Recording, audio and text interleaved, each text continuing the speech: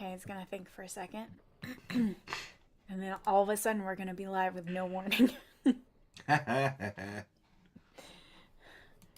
It's connecting and we're live. Hello, everybody. Welcome to the Folk Music Educator podcast. My name is Phil Kramer. And Uh I'm Erin May Lewis, and I just remembered I have to press one more button. Don't mind me pressing one more button. Hi! oh. Hi, there we go. Let's try it again. Hello, everybody. My name is Phil Kramer, and this is the Folk Music Educator podcast. I'm Erin May Lewis. We're glad you're here today. We're a podcast Yeah. that talks about folk music education in the 21st century using technology, and we're getting practice at using technology. Yeah, we're just getting our butts handed to us. It's great. But that's what we wanted to talk about today, anyways. Some things about technology and how Ex- it fits into exactly. our lives and music. Exactly, because one of the things that's kind of interesting is that we always kind of get folk music gets kind of painted as this like old world kind of interactions with, and that we would be against technology, but I don't know, some of the most innovative and fun and interesting things I know about the tech world kind of stem from our little corner of the internet and everything, so I'm Yeah, kind of excited to chat about it today. I agree. um have you heard of the Mechanical Turk? No. Ooh. So, um, there was this guy named Wolfgang von Kempelen, and he was from the Okay. 1700s, and he invented this little automaton called the Mechanical Turk. And what it was is this cabinet that, if you opened up underneath, there was all these gears and everything underneath of it. And on top was this little automaton man with a chess set. And what would happen is that you could play chess against this little dude, and he could kick your butt, and which is wild. And they brought it to the United States, and it went on a big long tour of the United States, and it beat. It went up against the likes of like Benjamin Franklin and Moore and all these folks, and so it was kind of a big deal.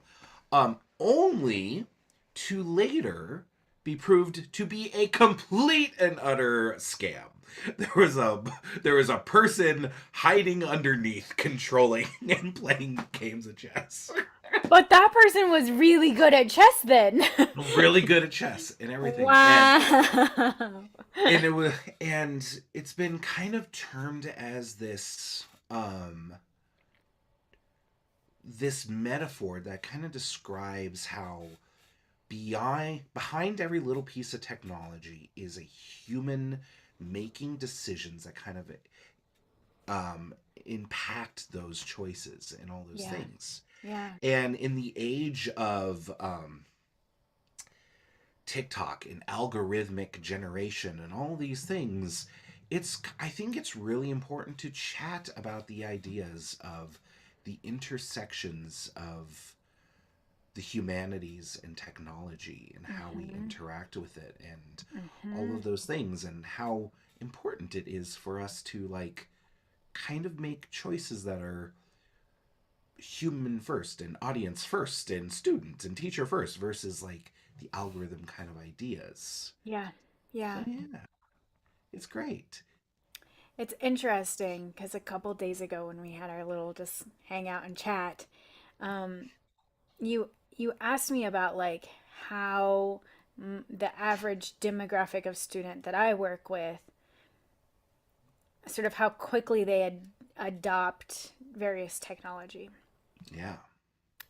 And it was really interesting to think about because a lot of people who pick up the mountain dulcimer do so as sort of a retirement project. They're older when they start playing. So when the pandemic started and things shut down, most of them were not using tech very much at all in their lives, actually. It wasn't already a thing that was a part of their lives. But the catalyst for them moving into tech was all of them got an iPad so they could FaceTime the grandkids. Like that was kind of the thing that happened is the children of the people who play dulcimer were like, "Here, mom and dad, we got you an iPad so that we can FaceTime with you easily and we can stay connected during this time when we can't see each other in person." And I mean that's certainly an overgeneralization of what happened, but it's a pattern that I definitely saw.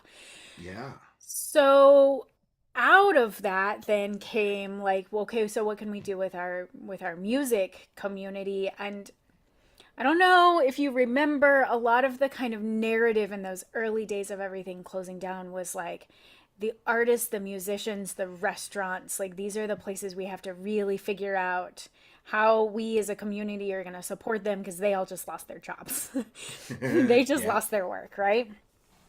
And so there were a lot of people on the kind of audience participant side pushing for finding ways to support their Yeah. favorite artists and musicians. So that made the scene, I think, ripe for things like let's start having Zoom classes, workshops, events, festivals, organizing around these connections.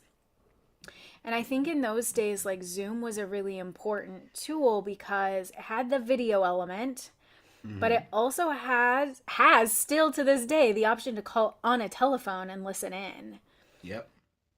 And so it could include even the people who are like really not adept with technology in some way. They could still call, and it was happening in real time. So there's this like real time connection, and it could happen with the simplest technology that everyone's had in some form or fashion, which was access to a telephone. And Yeah. and then it's been interesting to see how a lot of those very same people are now getting way more into apps and software and gear and things than I am, where I'm seeing them like, well, how do I record my dulcimer? What software do I need for recording? Well, I need a place to put all of this sheet music that I've acquired over the past few years, and instead of having binders full of paper, like could I get it all in my iPad? And they're all learning how to use Fourscore and they're better at it than I am, you know? And but the thing that's kind of interesting about that is the catalyst for embracing the technology was all around human connection. It was around actually building pathways to connection. And when I think about even early Facebook, that's what it was. It was a pathway for connection between students at the same university. So you could have sort of a way of connecting with your fellow students. And the way a lot of the kind of social media things have grown, they seem to be less about personal connection and more about either like yelling at people on the internet or advertising a thing you're trying to sell. Like those seem to be kind of the two places that get the most energy. Um, Yeah. but underneath of that, there is this sense of like we're here because we want to connect. And that's a good way of kind of realizing the kind of truth of that, because there was a for a long time our timelines and the internet, social media was kind of based off a chronological idea where Yeah. yeah, you the thing that was at the top of your feed was you followed people, and whoever posted the most recently, you saw that first. And the further you went Yeah. down, the further back in time you went. And You would have 30 or 40 people on your news feed, and each of them would post once a day. And so you can see everyone's posts. exactly. And as time went on, we got into a little bit more of an algorithmic kind of thing where they started to try to predict what we were interested in and trying to curate that on its own. But one thing, as like I've realized with my time on TikTok and Instagram and everything, is that to an algorithm, they're what is there, the algorithm can't tell what the piece of content is. Right. They just, it's all ones and zeros. They can tell a little bit by the hashtags, but in reality, what it's really gauging is how many likes that thing is getting, how long people are looking at it, Right. how many comments are on it, how many shares, so on and so forth. And so it's just going purely on engagement rather than any sort of fulfilling. And depending on what platform you're on, you can almost see the little man behind the curtain, the little guy under the cabinet, um, Uh-huh. pulling the strings on what direction. Because some places you are way more likely to find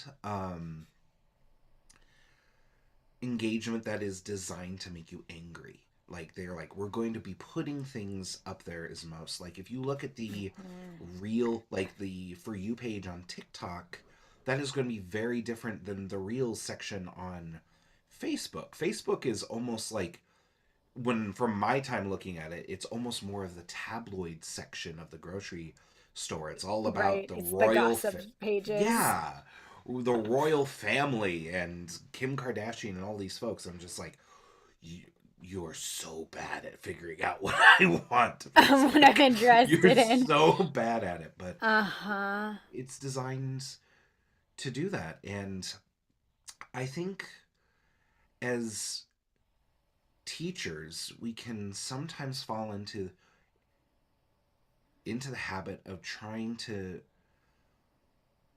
make things that hit a lot of quantifiable engagement things. We want to post Right. online so we fulfill some sort of metric, vanity metric kind of thing. We're trying to develop just enough money in the account so we can open a branch or do what, so on and so forth. And I think one of at least for me, what has always been better was making the decisions of kind of putting the human need a little bit before the the horse before the cart, so to speak. Right. Right. And I think um we've talked some, like maybe even in some of the conversations that got recorded but never posted yet, about like a value centric way of running a business as opposed to like metrics centric or numbers centric or whatever. And I think that's been one of the ways that's helped me have, like, kind of keep that perspective, because if you're chasing after whatever the most measurable markers of success on each platform, Yeah. you just spend so much time chasing, like, how do I get more clicks? How do I get more comments? How do I get more whatever? And most of that doesn't end up directly translating to anything but clicks or likes or follows or whatever, you know? Yeah. And when your value system is making music makes people's lives better, or making music, incorporating music into your daily routine helps you have tools for processing your emotions or for having Yeah. space that is not stressful, or like those, when those kinds of things are the goal, then a few engagements that are a little bit deeper can be much more meaningful. But if you're chasing the numbers game, then it can be really hard. Those are a lot harder to quantify. It's a lot harder for a computer system to tell you that somebody had a light bulb moment in how they think about their instrument or their music or their lives as a result of something. And that light bulb moment is way more powerful than Yeah. all of the engagement, but it is more often than not invisible, and occasionally we get a little glimpse at it where somebody will actually tell us, "Oh, I just had a light bulb moment." And it's like, that's what I live for. Exactly. That's why I do all of the things I do. It's not because I think that I'm going to get clicks out of the deal, because I don't tend to. I've been reading a book this week during my little morning coffee time that's kind of talking about the early chapters of it are talking about the history of journalism in the United States and kind of the overall philosophy and everything that kind of goes behind that. And one thing that's really interesting is how tied the philosophy of printmaking and journalism and everything is tied to technology. You know, Mm-hmm. especially here in the United States and the ideas of free speech and all of that kind of stuff and how there's adjustment. Like if we go even earlier back, the printing press really took off in the Renaissance, but it was made earlier. And when it was first made, oh boy, did it cause a lot of controversy because scribes were the kind of the people that were in charge of Yeah, all there the was a lot of printing. reverence Yeah, in that exactly. position. And it caused a lot of issues, and it took quite some time before there was kind of an equilibrium that was starting to be set, and we started to get Mm-hmm. all these things. And then when we came to the United States, there's just kind of this equal balance of, you know, whether like social responsibility, because at first like the Boston Globe was started in that first like time of Ben Franklin and everything, and like the Boston Tea Party actually took place in the back rooms of the newspaper of the printing press, like the meetings for the Boston Tea Party and all that stuff. And so the power to be able to transfer that information was really small amount of people. And as time went Mm-hmm. on, it got better and better, and the understandings became more like the roles and responsibilities started to shift. At first, it was like, we're not going to give any sort of analysis or opinion. We're just going to offer facts because facts were lacking. We're just telling people what it was. But as more people were printing and more people were finding the facts, that it was not as much of an issue. And so now you were starting to create systems where you're kind of analyzing, interpolating the information for the folks. And for a long time, a lot of the newspapers in the United States weren't even talking about what was happening on a local or civic level. It was only letting you know what was happening on a national or international stage. Hmm. And it wasn't until kind of the later half of the 20th century that we saw a rise of more civic journalism. And we Interesting. and you know, the printing technology, and not only that, but like the paper technology. They talk about the idea of dime, like of pulp magazine and dime novels, because they were actually able to make paper out of like the pulp and stuff, and so make things a Uh-huh. lot cheaper. and and how that brought a whole new set of things of like, oh, is it responsible that what we print is true?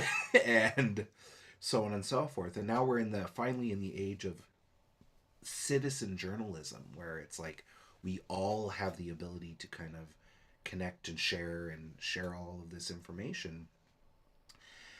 And I it's amazing how I've been kind of thinking about that, how, oh, like, yeah, the we get to kind of set the tone and set the pace with a lot of this, how we use technologies and how we share and all that kind of idea. And so for me, like, I want to be informational, but I also want to be entertaining and engage with people in a human Mm-hmm. kind of way. And like they talk about, like, hey, right now we're at the point where we can go on, at least as a banjo player, mandolin and fiddle, there's almost not a book, like a tune that comes out of like the Fiddler's Fake book, that you can't go online and find dozens of educational videos on how to do that. Yeah, I was just thinking about because the technology of print Hmm. increased literacy because suddenly now instead of having only sort of the traveling storytellers to tell you the news from the place next door, there is a possibility that you would be able to read it. And so for a while there was this real focus on literacy and language skills and communicating as clearly as possible through writing. Yeah. There that also happened musically, right? Where we went from having systems for writing down music, and there's an early push even in like American folk music or in like ballad collectors, to like try to write down as much as we could. And Yeah. in that way, we could begin to spread the music further than if you had to learn it only knee to knee with somebody. And Yeah. the technology for recording came later than the technology for print. So there was an era in which the ability to read music and to read words massively increased access to information. Yeah. Now, I I'm just thinking about like the schools here are talking about reading levels have dropped, and they're very concerned and doing a lot of trying to figure out like arts integrated tools for teaching literacy and getting kids to read. But when I think about like the way we consume news, a lot more of it is listening again. We're back to a place where listening is accessible to us. And when I think about learning a tune, I was just earlier today, I taught for the first time a class on some of the session tunes that I learned in Scotland. And I could just pull up a YouTube video of a recording of a session in Scotland playing this tune and say, here's what the tune sounds like in the pub in Scotland. And there was a time when that was like completely unimaginable. So we wrote Yeah. it down, and we relied heavily on the written forms of it. It's just interesting to me because ear learning was the first way, oral transmission of information was the first way that we told stories, learned history, learned music. And No. then writing became this like incredibly powerful tool that suddenly opened a whole new world of possibility. And it's like our technology is now back looping around to listening. Oh, you nailed put the nail on the head there, and I think it's similar. It's really interesting how the dichotomy, like, there. I'm sure you know about this, Erin, but I don't know if our listeners have heard it. But there's that idea of ABC notation, Right. where in the early days of the internet, there were all these trad musicians that are like, oh, I want to know, Tripping Up the Stairs, that tune. I can't find recordings of it because you can't find recordings online at that point. And you go to your Yeah. local record shop and they're like, do you want ACDC? They're not getting the Irish albums in the way. Yes, right. Exactly. But you have a buddy that lives, that knows the tune.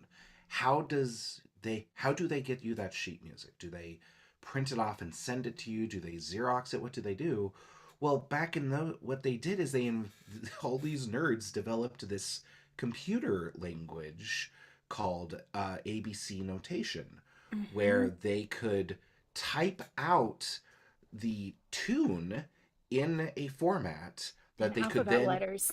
yep, alphabet letters, and then email that to you, because you couldn't email JPEG or PDF stuff at that time, let alone audio information. Right. That would have been a huge file. Huge file. And then you would get that notation, and if you could read it, you could just write it out, or you could copy and paste check like all of that computer knowledge into your own little program on your computer, and it would populate the sheet music for you. Yeah. And so the almost the same limitation that existed in the original world of like, oh, there's it was easier to write things down across time versus that. Yeah. And so it's a very interesting boom and bust cycle here. And Yeah, over the long arc of history, because, you think about, wow, language skills and the ability to read and write, it has been so powerful, so mhm, important socially. But when you think about, how do you convince a kid that they need to learn math? You show them some real world places where they might need to use some of the problem solving skills from math.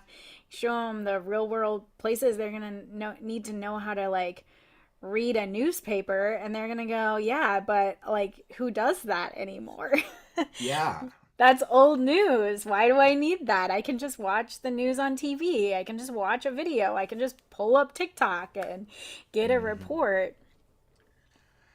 And I think to me, I think one of the biggest hurdles for me now is I feel that I really resonate with the challenge that all the scribes must have had in that interim period Yeah, of like, right.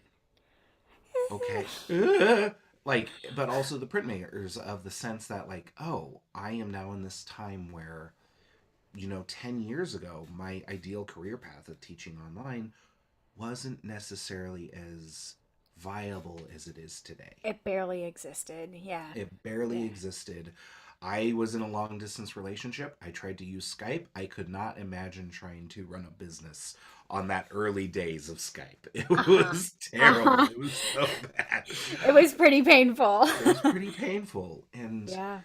so to me, I'm trying to figure out ways of better fostering that human connection, Yeah. that idea. And I sometimes I look to the younger generations. I hear some of these kids, they go, "Oh, what we do is we jump up on Zoom together and we all look up the same YouTube video of a jam or an album, and we all press play, and we're all on mute, but we're all jamming with the same thing, Uh-huh. and when we get done, we can all work together. Go, hey, what was that? I can't get that one little section there. Can someone play it for me or something? And Uh-huh. they can work on the tune together and jam. And they go, can we do it again, but it's at 0.75 speed and Uh-huh. do all that kind of stuff? And I was like, man, I would never have thought of that as a kid. Maybe I would have. Who knows? Yeah, And eventually. eventually, exactly. And but honestly, like you and I were so lucky in the sense that we got to jam that one or two times at I think it Westcliff? Was it Westcliff? Probably, yeah. Westcliff? Yeah, I Westcliff? think Yeah, so. you, me, and Amber. Yeah. You, Amber, and Yeah. I, and I think we were lucky that Facebook was just barely starting to become a thing that we followed each other on Facebook. That's right. Made that connection. Made that connection, but then we never really chatted again. until like 15, 20 years later. Yeah, but sometimes it works like that. Right, right. And but I was like, man, in the days of if the kids, we could have continued that jamming and all that stuff. And I Have you ever heard the stories of Nickel Creek in the early days calling no, each other on the telephone? no, They all lived, so it was, it's two families. It's the Watkins family and the Thiele family, were the yeah, only two families involved in the first days of Nickel Creek. And they lived a couple hours apart. They all lived in oh Southern wow, California, and they like met by going to the pizza place where California the band was playing, and those were the people who mentored them. There's some really cool things, but they were like 2 hours apart, so they didn't get together all that often. yeah, And there was something about this story. I don't remember all of the details, but part of the story was like one of the families just for some reason never got a long distance phone bill. They weren't getting charged for their long distance calls. And so they could call on the telephone the other family and just be like, "Hey, I have this idea for a song." And they would write songs together over the phone. They'd sit and Wow. like work on things over the long distance telephone because for some reason the phone company was just like not charging them for long distance That's calls. amazing. Yeah, and it's like, man, that was an early use of long distance technology that is in our generation though. Oh Like yeah. it's not that long ago that just being able to talk on the phone to somebody who didn't live in the same town as you was kind of a big deal, and now we're all the way to like recording videos simultaneously from completely different parts of the globe sometimes. Oh yeah. And how you're exactly right. Like one of my favorite things that I've read this last week is I've got um I heard about the very interesting relationship uh culturally speaking that the people of Mongolia have with like modern technology. And where is this coming out? This is out of left field. But they talk about how like some there's a lot of folks that are still that are living in Mongolia, like in this massive space, that are still living nomadically, like in Mhm. almost the same way that their ancestors were 1,000 years ago. You know, living in a year and moving.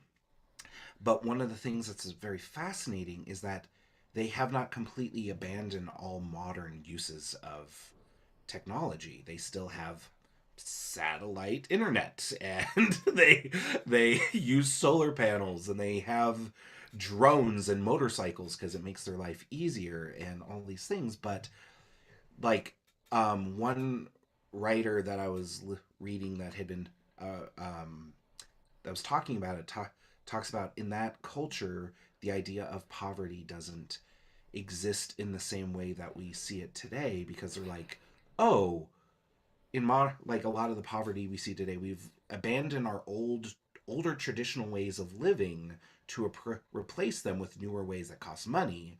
And if you can't afford that new way of costing money, then poverty exists. But if Mhm. you still have access to those older systems, it's not in the same, it doesn't exist in the same way. Interesting. And so they're talking about like, oh no, maybe the way of doing this is embracing the technology while maintaining the life our ancestors lived 1,000 years ago. and Uh-huh.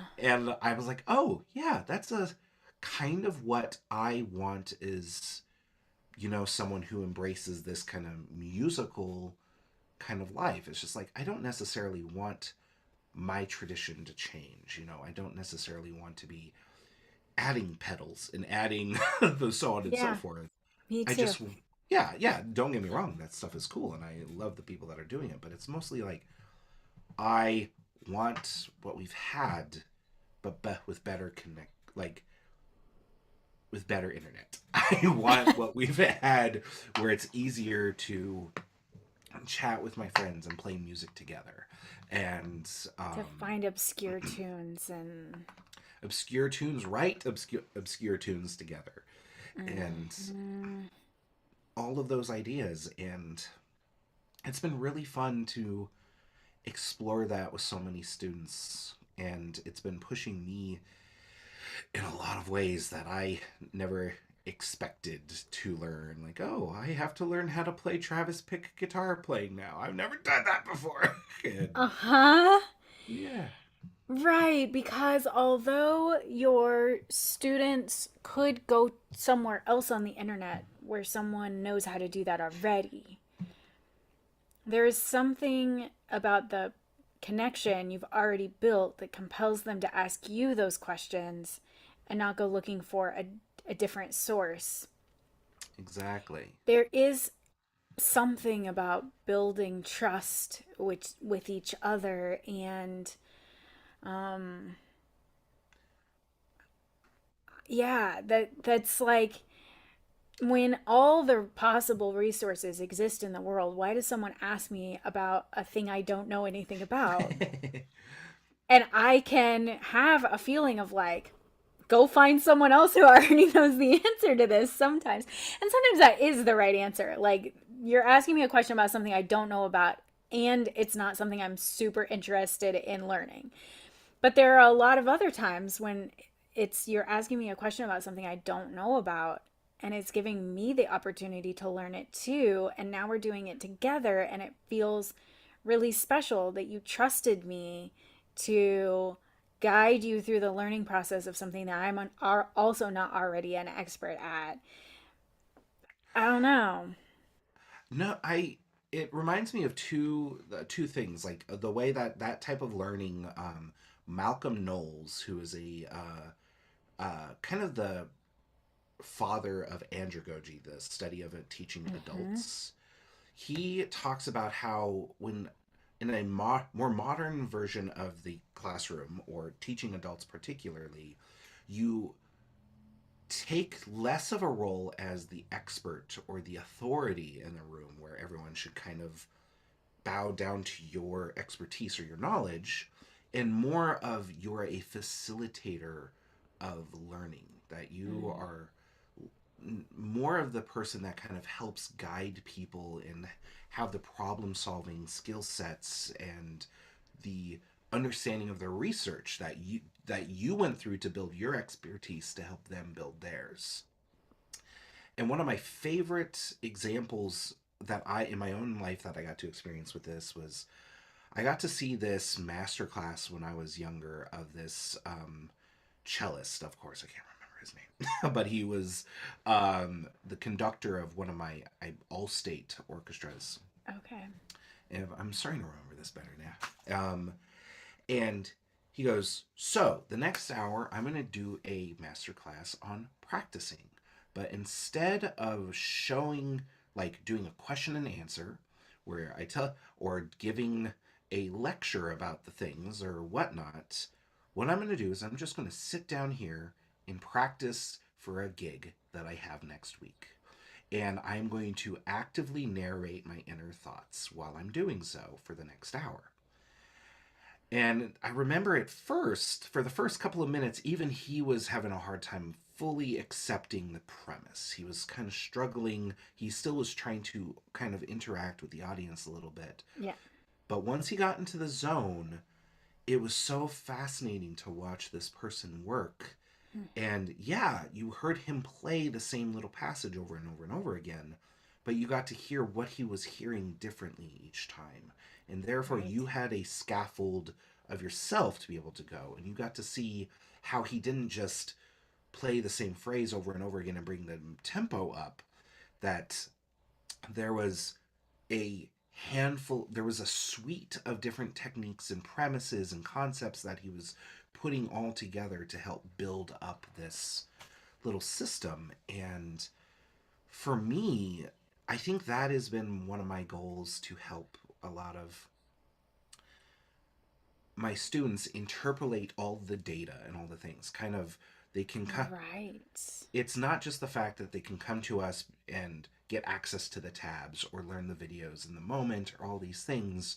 We are the scaffolds of things. We are the instead of just providing all of the information like old school newspapers, we are now the journalists and the article writers that are telling you this is how to kind of interpret this, all of this data. This is, go Mm-hmm. out and find mandolinlessons.com and bring back and show me how they play, shove that pig's foot a little closer to the fire, and I can tell you my experience with that tune and how that, how what I do to adapt from just the plain old tab to a from a mandolin tab to a banjo thing or a mandolin thing and so on and so forth. Mm-hmm. And Mm-hmm. I don't know. I think that is one of the things that, like, to tie, or trying to find a good narrative to tie all of this in, Yeah. because we have a lot of nice little episodic things here. But honestly, I think that's one of the ways that we can help show that instead of just performing for the algorithm, Mm-hmm. really, like, instead of just like, oh, going to make yet another video on how to play St. Anne's Reel for the internet, really showing what you have, your thoughts and your human connection to those ideas. Yeah. Yeah.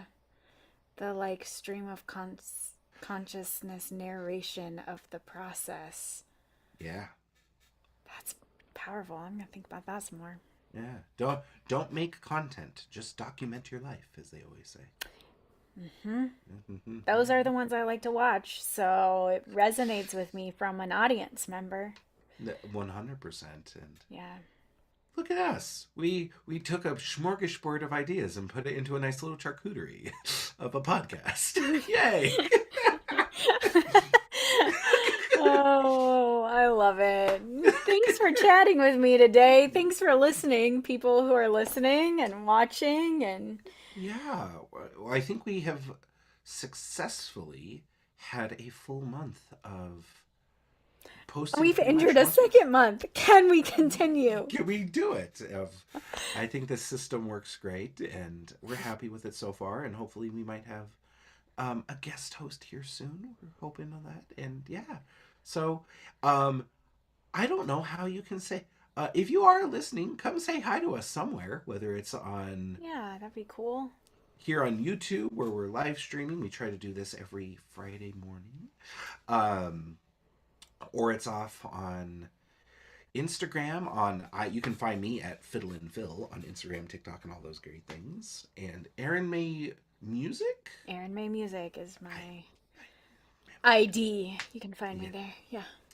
But please come say hi to us and let us know what you'd like us to chat about. Because so far we mostly get together on Coffee on Tuesdays and then go, "Hey, that was a good idea. Maybe this should Let's be our talk about theme." that some more. Yeah, yeah. Take two of our ideas. But Yeah. well, friends, thank you so much for listening, and we are so excited to see you next time. And remember, always a student and And always a teacher. exactly. Bye. Bye, baby.